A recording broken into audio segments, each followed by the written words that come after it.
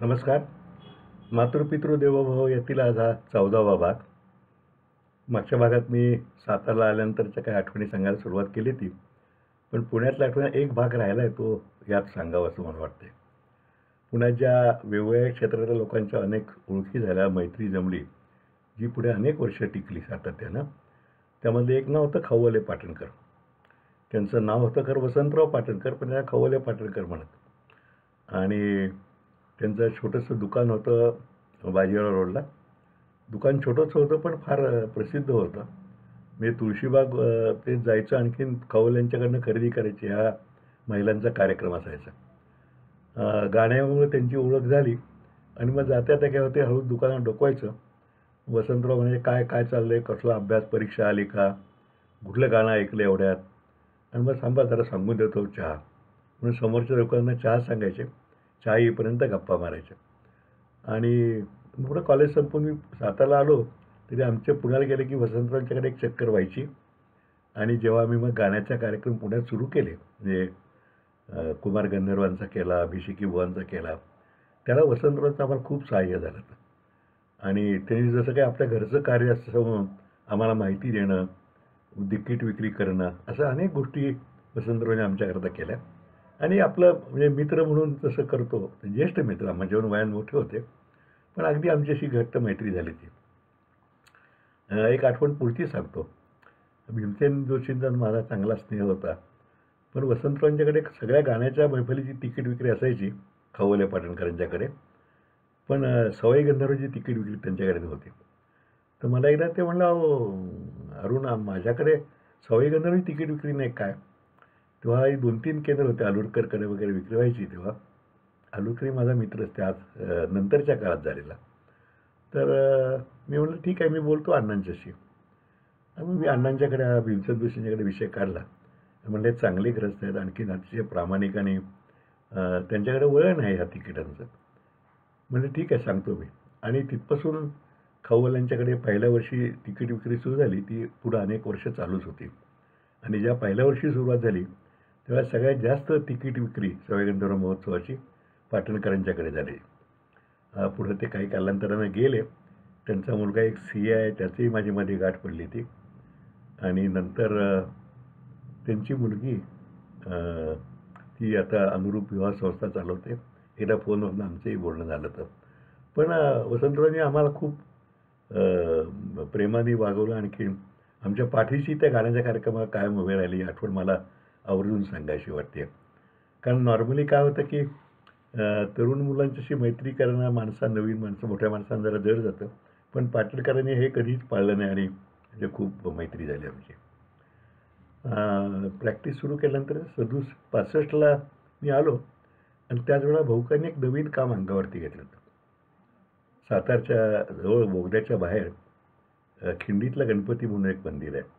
खूप जुनं मंदिर आहे, जवळजवळ 200-300 वर्षापूर्वीचं आहे, 400 वर्षापूर्वीचं. असं म्हटलं जातं की औरंगजेबाने जेव्हा परळी किल्ल्याला वेढा घातला तेव्हा इथली मूर्ती ही फोडेल तो म्हणून मागच्या भिंतीमध्ये ती येऊन नंतर पुढे नवीन भिंत बांधली. पण अर्थात कोणी संशोधन केलं नाही. पण ते मंदिर गावापासून तसं लांब होतं, वस्ती नव्हती त्या भागात. म्हणजे तसं म्हटलं तर समर्थ मंदिरच्या पुढे बोगद्यापर्यंत तुरळक एखाद दुसरं घर, चिरमुलांचं एक मोठं घर होतं, अंगण वगैरे. पण मागं पुढं फारशी मेहतर समाजाची घरं होती. पण नाही तर वस्ती नव्हती. बोगद्याच्या बाहेर तर शुकशुकाटच होता. एकेकाळी म्हणजे बाहेरचा रस्ता पोवई नाक्यावरनं पुणे कराड हा रस्ता होण्याच्या पूर्वी तो जुना रस्ता सातारा कराड मार्ग वाहतुकीला वापरला जायचा. आणि तिथं नंतर मात्र वर्दळ नव्हती आणि त्या रस्त्याला जांभळाची खूप झाडं होती. आमच्या लहानपणी सायकलवरून तिथं जायचं आणि रस्त्याची जांभळं तोडून आणायचं. हा एक मोठा कार्यक्रम मोठ्या मुलांचा असले, आम्ही लहान त्यात सामील व्हायचो पिशव्या धरायला. तर ह्या खिंडीतल्या गणपतीचा भाऊका जायचे अधनमध्ये तिथे. त्यांच्या मनाने ह्याचा आपण जीर्णोद्धार केला पाहिजे. आणि भाऊकांची एक सवय होती, काही काम सुरू केलं म्हणजे मुळापासून सुरू करायचं आणि ते पूर्णच करायचं. मग ते माहिती काढली तर ती जागा आणि मंदिर वहिवाटदार वैद्य म्हणून नागपूरचे होते. मग त्यांचा पत्ता काढला, कारण तोपर्यंत त्या मंदिरात फक्त अण्णा कुलकर्णी म्हणून जे पुजारी होते, पुजारी म्हणजे ते ॲक्च्युली साताऱ्यातच राहायचे, निवृत्त झाले ते सर्व्हिसमधून. पण त्यांची त्या गणेशावर श्रद्धा होती आणि ते रोज पूजा बिजा जाऊन करायचे. सकाळी चतुर्थीला संध्याकाळी मोठी पूजा करायचे. पण लोकांची वर्दळ फारशी नव्हती आणि तसं मंदिर आहे ते उत्तम हेमाडपंथी मंदिर बांधलेलं आहे. पण निगा नव्हती, लाईट नव्हते. अण्णा एकटे जाऊन करायचे पूजा. काही थोडी मंडळी म्हणजे देशपांडे वकील, नंतर खुटाळे, गोविंदराव पालेकर ही मंडळी चतुर्थीला वगैरे तिकडे जायची. आणि आर.सी. गुजर म्हणून एक टिंबर मर्चंट होते. ते त्या गणपती पलीकडेच कुर्णेश्वराचं देऊळ आहे शंकराचं. त्याला ते रोज पहाटे जायचे.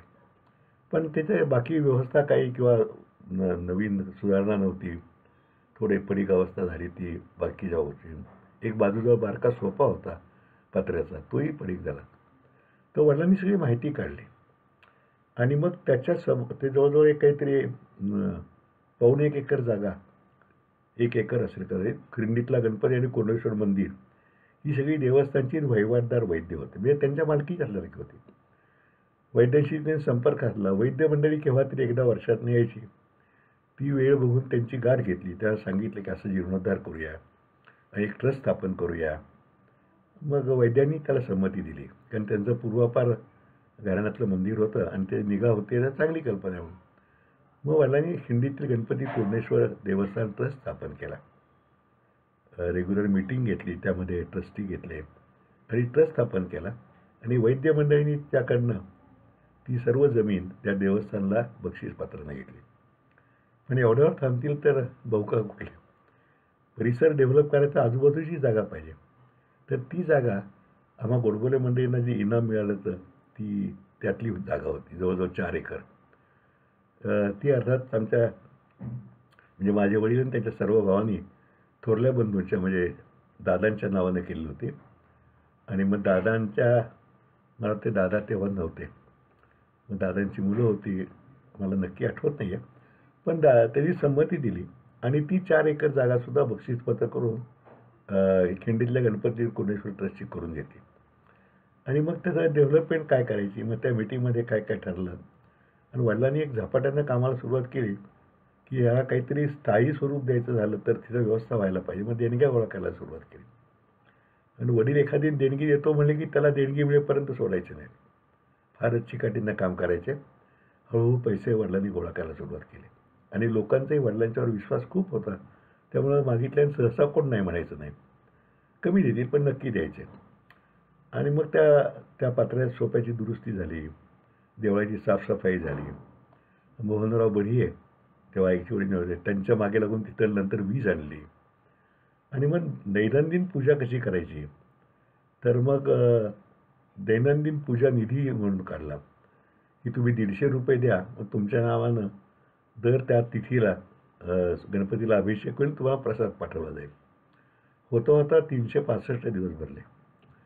मग ते भरल्यानंतर सायंपूजा सुरू केली. ₹100 सायंपूजा. म्हणजे रोजच्या त्यातनं व्याजातनं तिथे एक पुजारी नेमला. तो पुजारी सगळी व्यवस्था बघायला लागला. रोज पूजा अर्चा व्हायला लागली. लोकांचा राबता सुरू झाला. आणि अण्णा कुलकर्णी तर होतेच.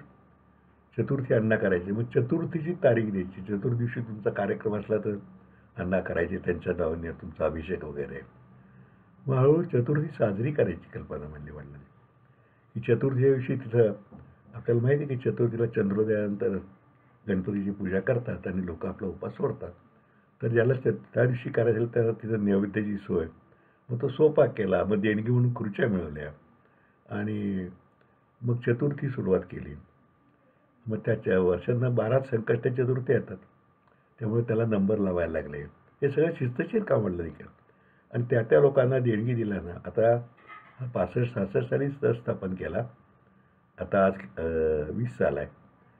त्या ट्रस्टमार्फत सर्व ज्यांनी देणग्या तेव्हा दिल्या त्यांनासुद्धा अजूनही त्यांच्या त्या तिथीला अभिषेक होऊन त्यांना प्रसाद पाठवला जातो. मग पुढे अर्थात खर्च वाढला. मग त्यांना आवाहन केलं की आणखीन ₹100 द्या, ₹200 द्या. तेही लोकांनी प्रेमाने दिले. कित्येक लोकांच्या पुढच्या पिढ्या, त्याच्या पुढच्या पिढ्या आत्ता आहेत.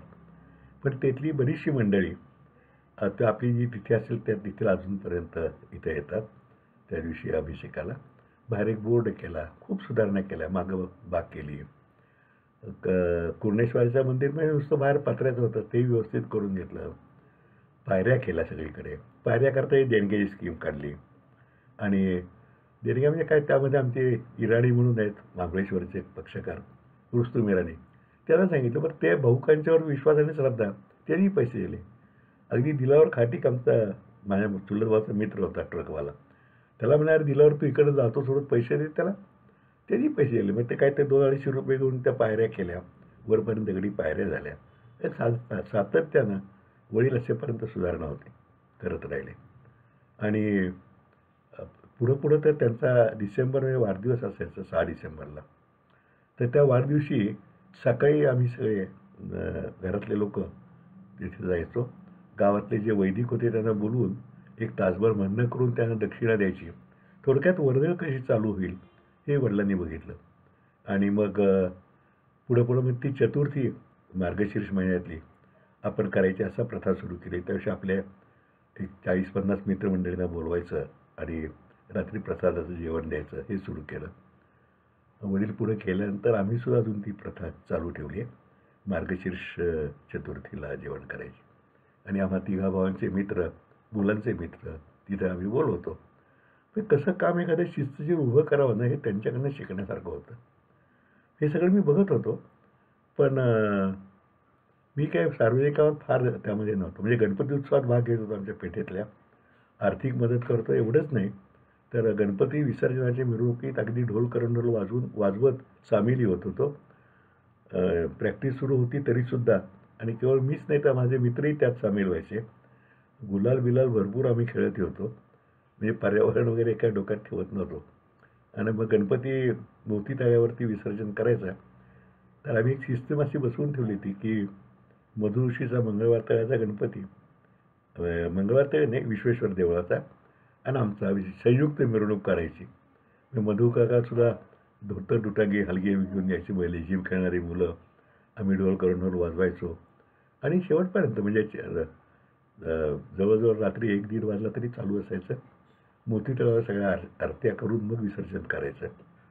आणि जुना स्टँडचा जो गणपती होता त्यांच्या गणपती वैशिष्ट्य म्हणजे सगळे मोटारवाले त्यात होते. त्यामुळे सुरुवातीला 100-200 लोक त्यात असायचे.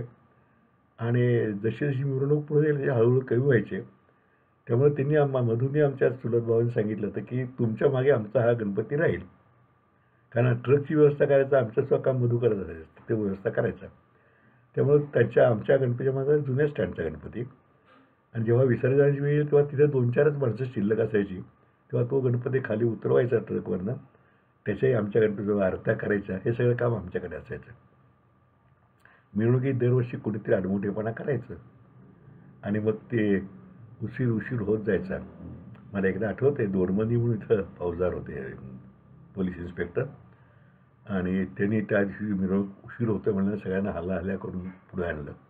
आम्ही वैतागलो होतो. पाऊसही झाला होता मिरवणुकीत. आणि पुढचे गणपती आलं तेव्हा आम्ही खूप अडकून पडलो होतो. कंटाळून शेवटी जेव्हा आम्ही विसर्जनाला गेलो तेव्हा चंदू मांगावकर माझ्याबरोबर होता, आणखीन मधू होता जोशी, आणि कोण मित्र होते. आम्ही सगळ्या आरत्या म्हणल्या, 7-8 आरत्या, देवे, मंत्रपुष्पांजली, गणपती अथर्वणे शीर्ष, नंतर त्याची फलश्रुती. त्या दोडमणी रागाने लाल झाले. ते लांब्या लवकर म्हणलं धार्मिक आहे, झाल्याशिवाय हे करणार नाही. पुढे दोडमणीची माझी चांगली मैत्री झाली. आणि एक शिस्तशीर लावणार असा कडक पोलीस इन्स्पेक्टर तो सातारला होऊन गेला. पण ह्या सगळ्या गणपतीच्या आठवण मी 1974 सालापर्यंत या सगळ्या मिरवणुकीत सातत्यानं सामील होतो. 75 साली हे बंद केलं. कारण तोपर्यंत पुढची पिढी आली ती, आणि काही विशेष कारण घडलं की 75च्या अनंत चतुर्दशीला मिरवणुकीत मी काही गेलो नाही, आता जातच नाही. पण तोपर्यंत सातत्यानं सगळं आपलं काय असेल महत्त्व किंवा विसरून आनंदानं गणपतीला निरोप द्यायचा हे काम करत राहिलो होतो. आणि हे गणपतीच्या कामातनं भाऊकांच्या तरी मी सार्वजनिक बाकी काही काम करत नव्हतो. पण कसं तरी असतं ना की वडिलांचा काहीतरी गुण येणार. तसा प्रसंग 67 साली घडला. 67ला कोयनेचा भूकंप झाला. भूकंप झाल्या दुसऱ्या हौसेनं आम्ही गाडी घेऊन मी 9 मित्र गेलो. अगदी पार डॅमपर्यंत गेलो. तिथल्या लोकांना सांगून परत आलो. दुपारी आल्यानंतर ऑफिसमध्ये डेव्हिड म्हणून इन्कम टॅक्स ऑफिसर होते. मी रोजच्याप्रमाणे काही केसेस त्याकरता गेलो. तर त्यांनी म्हणजे बाहेरनं चिठ्ठी देईपर्यंत मला निरोप आला की बोलवलं तुम्हाला. त्यांच्यासमोर एक गृहस्थ बसले ते. म्हणजे बघितल्यानंतर हा पारशी असं वाटत होतं, पिडकिडीत, थोडी उंचीलाही फार उंच नाही आणि सूट बीट घालून बसलेले. तर पारशी असं वाटलं. मग साहेब म्हणले, साहेबांनी ओळख करून दिली डेव्हिड साहेबांनी.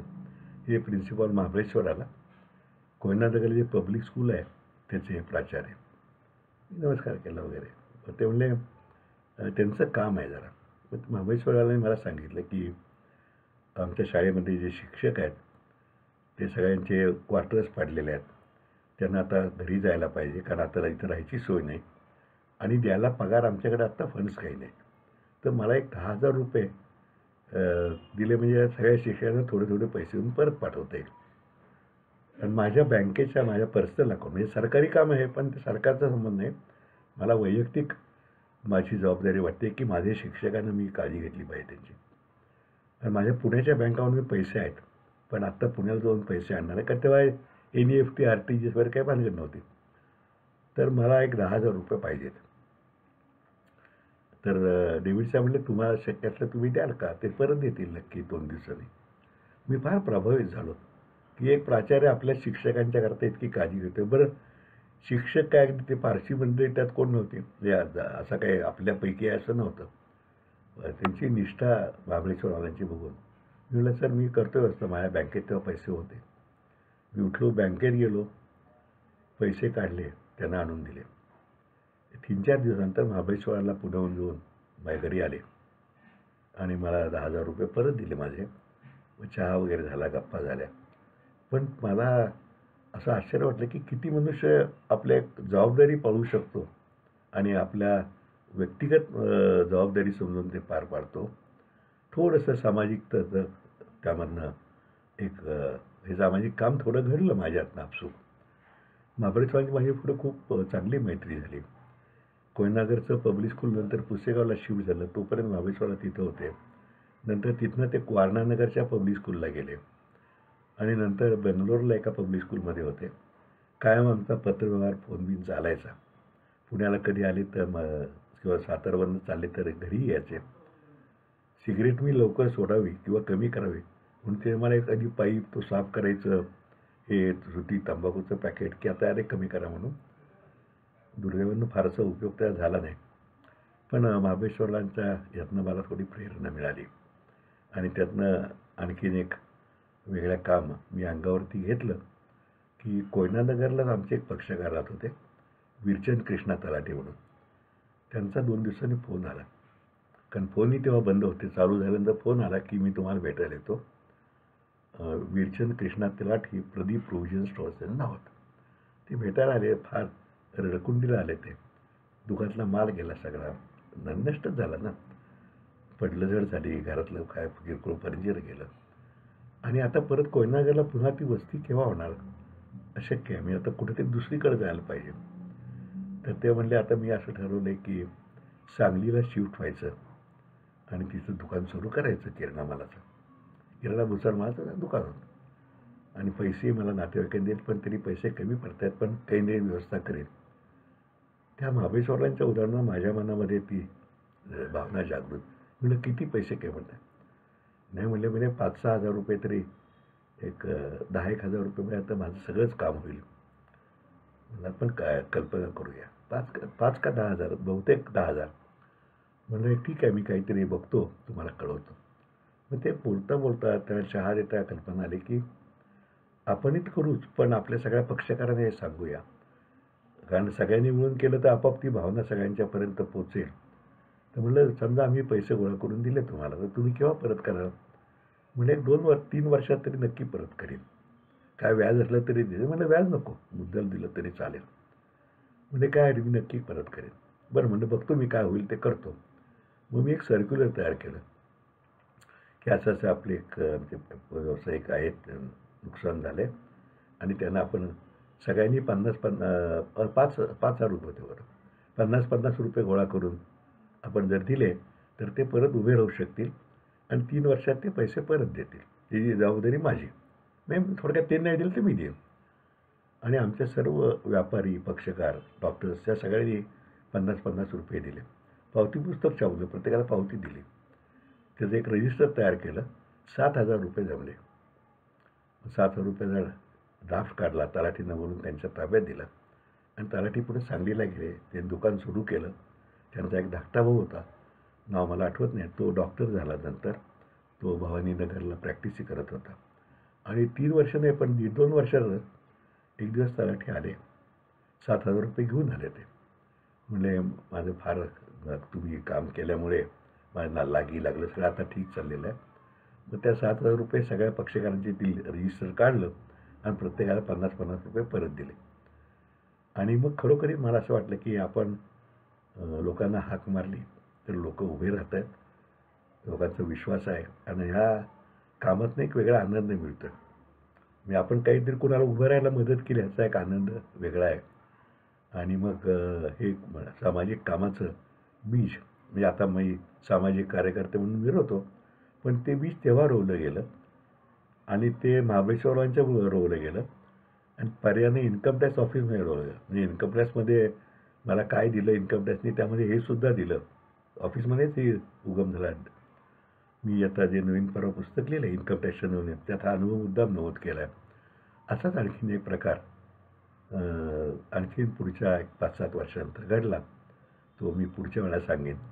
पण वडिलांच्या वारसा म्हणतो हा कसा अप्रत्यक्षरित्या माझ्याकडे आला आणि इन्कम टॅक्समध्येच तो थोडा काय म्हणतो आपण बीजाचा अंकुर झाला असं मला वाटतंय. आणि मग पुढं बऱ्यापैकी काय काय कामं मी केली, सांगेन केव्हा तरी.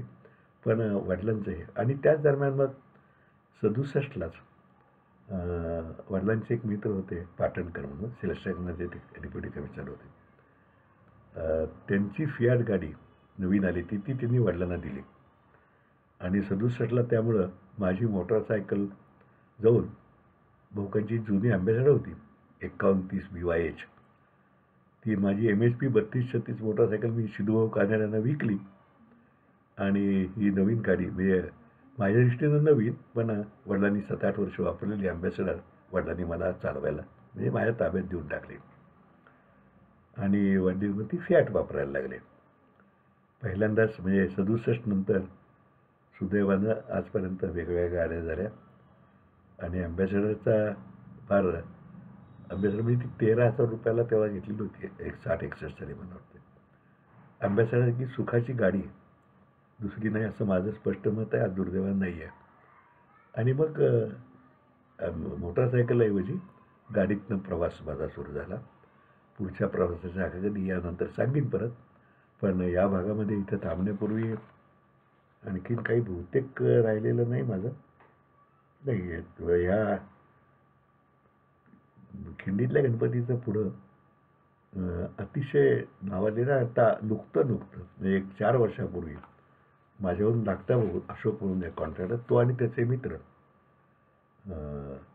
डॉक्टर करंबेळकर, मेंदळे, कुलकर्णी, वेलणकर यांनी मिळून तिथं नवीन वृक्ष लागवड सुरू केली आणि भारतीय दुर्मिळ वृक्ष लावायचं जवळजवळ 350 वृक्ष त्यांनी तिथे लावले आणि आता त्याचे 4 वर्ष जोपासना उत्तम केली आहे.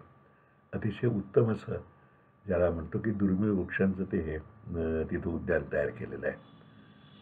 मी अर्थात गणपतीत पुढं काही गुंतलेलो नाही, पण 6 डिसेंबरला आम्ही सगळ्यांना बोलून चतुर्थी साजरी करतो. माझा धाकटा भाऊ सगळ्यात डॉक्टर आहे, तो तिथे ट्रस्टी आहे, चुलत भाऊही ट्रस्टी आहे. पण गोडबोलांनी त्याला जमीन दिली, वडिलांनी एवढी मेहनत केली आणि ते गणेश मंदिरात सातारकरांचं एक हक्काचं विरंगुळ्याचं श्रद्धेचं स्थान झालेलं आहे. आमच्या घरच्या कुठले मंगल कार्यसुद्धा अक्षर द्यायची पहिली सुरुवात गणपतीपासून, नंतर आमच्या जकातवाडीमध्ये आणि डबेवाडीमध्ये देवी आहेत काळूबाई आणि पदुबाई त्या, आणि चौथी अक्षत सातारच्या राजमाता आम्ही द्यायचो, पुढं आता अदालतवाड्यामध्ये देतो. ही सगळी परंपरा जोपासायचं भाग्य मिळालं हे आईवडिलांचीच कृपा आहे. नेहमीप्रमाणे एक आईवरची छोटीशी कविता वाचतो आणि हा भाग संपवतो. कवितेचं नाव आहे ग्रहित. ग्रहित. इतकी वर्ष तू समोर होतीस, दिसणारी फिरणारी हसणारी रागावणारी. इतकी वर्ष तू समोर होतीस, दिसणारी फिरणारी हसणारी रागावणारी. तेव्हा तुझी आठवण फारशी यायची नाही. पण आता तू गेल्यावर ती पाठ सोडत नाही. तेव्हा तुझी आठवण फारशी यायची नाही, पण आता तू गेल्यावर ती पाठ सोडत नाही. म्हणतातच ना जवळचं गृहीत असतं आणि दूर गेल्यावरच खरंच काय ते. म्हणतात ना जवळचं गृहीत असतं आणि दूर गेल्यावरच खरंच काय गेलं ते पुरेपूर कळतं. खरंच काय गेलं ते पुरेपूर कळतं. धन्यवाद.